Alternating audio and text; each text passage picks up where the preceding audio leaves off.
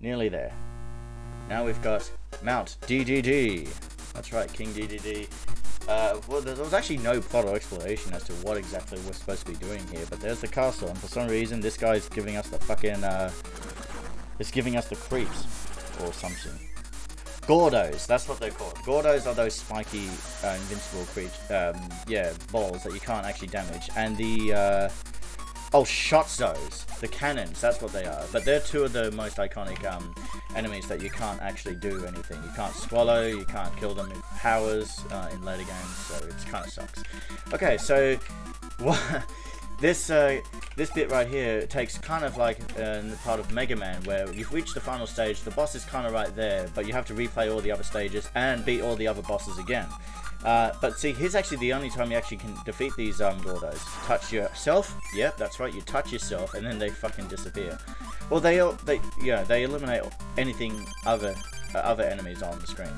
But yeah, basically this is a gauntlet rush, so you just have to beat the bosses once again. They don't really change up their strategy, even though I thought, yeah, here we go. He starts doing the wispy powers right there, which sometimes it can be a bit hard to actually try and catch his avoid his breaths, but little than that. And then you just go straight to the next boss, like so. With that being said, not like Mega Man, where you go into the door and then you just face off the boss right there. You have to play a little bit of the stage before getting to the bosses, so it can be quite tedious. Let's touch my boy right there, my white privileged Kirby, and we're good. Now these guys, I can't actually quite remember what they're called, son of a bitch, I fucking spat it the wrong way. But one thing I actually didn't notice at first is that I thought they were exactly the same, but if you pay attention, one of them has actually got a little bow on top of her head, so it sort of differentiates which one's which. So you've got the boy and the girl of whatever these guys are. Kind of cute, I guess, but you know, there's nothing to be completely phased by, because all they do is push blocks. And but in hard mode, they're actually quite intimidating to try to avoid, because they fucking move really fast and they don't give you a lot of time to actually avoid all the blocks necessary. Oh, I thought I could get her, but I guess not. Shit. Okay, not quite entirely. Get fucked. There we are. Yeah, it's just like, so it also gives you a moment, because they have 3 points of health each, and you're wondering, well, how much damage have I done for each? If you keep in mind which one's which, then yeah, you're pretty much set in stone. And this boss right here, it's basically just a Shotzo on a blimp, if anything, because, you know, like I said, Shotzos mostly tend to be very invincible, and they do damage by shooting at you with their cannonballs.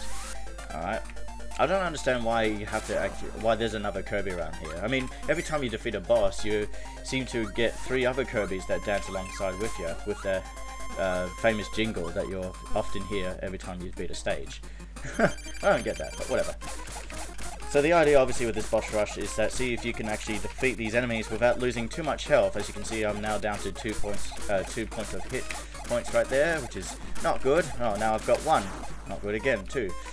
Let's see if I can kick him, and I'm supposed to defeat Cracker with 1 bar of health left, but let's see if we can just get through this. Oh shit, there's lots of enemies that we're gonna have to be careful. Oh, and those Scrafties right there, I remember, they're the few enemies you can't actually swallow, because if you try swallowing at them, then they go aggro at you, and they'll start chasing you until they blow themselves up. So they're also like a bomb.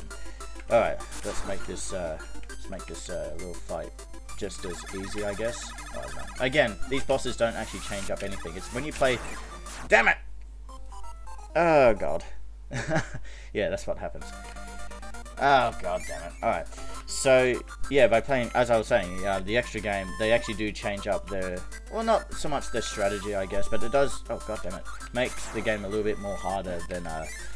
usual, because like for example, this guy, I think he skids around all over the fucking screen, and some enemies will even drop fucking Gordos as well, which can be a real fucking pain in the ass if you're not prepared. But see, that's what all he does. He just shifts. He'll either go across from the side, or he'll just swoop down like so. Whereas in extra game, he'll be sort of flying all over the place. God damn it, man! Are you not gonna send your fucking waddle do? Do I have to like steer clear away from you? There we go. And that's basically all his movements right there. So it really is about just studying your enemies right here, just like again in Castlevania. Except when I played the first Castlevania game, especially with those Mummy brothers, I was like, fuck this, I just want to kick the living shits out of them because I had enough of this at point. Ah, you bastard. Alright, come on, give me one more. Essentially, this guy is just like a much more upgraded version of a Waddle-Doo, because a Waddle-Doo also projects beams, like so. The Waddle-Doos are these guys right there with a singular eye. There we are. And he's just a big fucking angry cloud. And by defeating all the bosses right here, King DeDeDe's all is left. You just go up and you verse him. Final boss of the game. Now this fucker is a little bit hard because he's method of attacks. Well, I mean they're not hard to avoid, but one thing is that he'll start charging at you with his mallet. Now it's not clear as to how far he will get to you, of course. You know, he could do a short distance and then whack you with his mallet, or he'll come right up you without any warning and start hammering you down, and you don't have, oh god, fuck, and you just don't have time to avoid that. And that being said, even though his appearance looks very much more penguin-esque like, he possesses the same sort of abilities as Kirby. He can inhale and try and swallow you and may try and spit you. He can also float, believe it or not.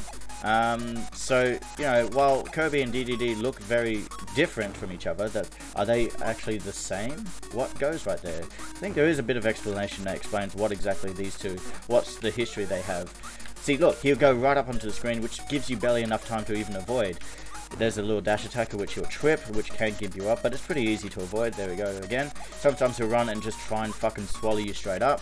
This right here, it's probably best that you wait for him, that you wait for him to do his jump, because he'll stomp, and then you get the 2 stars right there.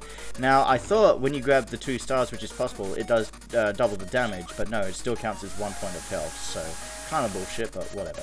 Okay. Got another chance right here, and go. But when he does the stomp, make sure you get a bit of distance away from him, because, yeah, he'll start using his mallet. Oh, and be careful, he'll sometimes jump and try to swing you down from using his mallet too, so, yeah. This is how we've known King DeDeDe. When it came to that kind of attack, I thought you had to sort of go, Jesus Christ, I thought you had to go up close to him, so you can cancel the attack, but no, he'll just fucking keep on going until he's satisfied, I guess, so... That's probably the most, yeah, the one thing to watch out for. That thing, at least that one right there, his inhaling ability is not as massive as such. I'm not going to take chances with that attack. I'm better off just waiting until he fucking jumps up into the air, because at least that way you can easily avoid it, and, yeah, just grab the stars along the way. Shit, fuck, I'm not going to become one of your Laura fantasies. I'm not into that shit. No, thank you very much. Alright, come on, let's end this charade once and for all. Alright, that's the way to do it. Oh, fuck. Okay, now, he didn't get his mallet, but sometimes he will, of course. Oh, no, don't need to go that far. Oh, God! Jesus Christ, that was fucking close. Right, one more hit. And get fucked! That is King DeDeDe. I managed to beat him with only 1 point of health. That was pretty awesome. And there we are. All the stars reunite. So what exactly is going on? What were we doing in the first place, I ask? Well, apparently, as the game would actually sort of explain right there, Kirby somehow, by touching all 5 stars, it becomes a fucking massive-ass balloon as big as the castle, and all the food that supposedly King DeDeDe had robbed from Dreamworld, from the castle, now falls to the citizens of Dreamworld, and there goes Kirby fucking flying into the distance. I don't even understand. That's right, Sakurai. Yeah, he was known as the creator of Kirby, but he's more famous for being the creator of Smash, the Super Smash Brothers. That's right. So Sakurai, I thank you very much for actually giving us this game right here. Pretty easy. Well, I say yes, it is easy, but this is only just the tip of the iceberg. Wait until we get to the next session, which I'm going to be having a fucking field day of this. Special thanks, Bubby. And Scyther. Who the fuck are they? I have no idea. But you think you could have put my name on there? No? Okay, whatever you say, bro. It's not up to me, I guess. And so many players died. Kirby's Dream Land, presented by HAL Laboratory Incorporated and Nintendo. Thank you for playing my game. We hope to see you on another day. Alright. Okay. And now Kirby is known as the hero of Dreamworld. No, more like, let's try again, Kirby. We're not going to say goodbye from here. And I should mention that from here, I can't actually get back to the game. So here we go, extra game. Good job. Press up A and select on the title screen to start a new adventure. Good luck. So we're not actually done quite yet. I mean, I could have just left it right here and then, yep, I'd call it a game and move on with life. I've got other shit to record. Calm your tits, King DeDeDe. Shit. So, yeah, and like I said, I can't actually do anything. I even thought I actually need to press up A and select from here, but no. So just give me a second.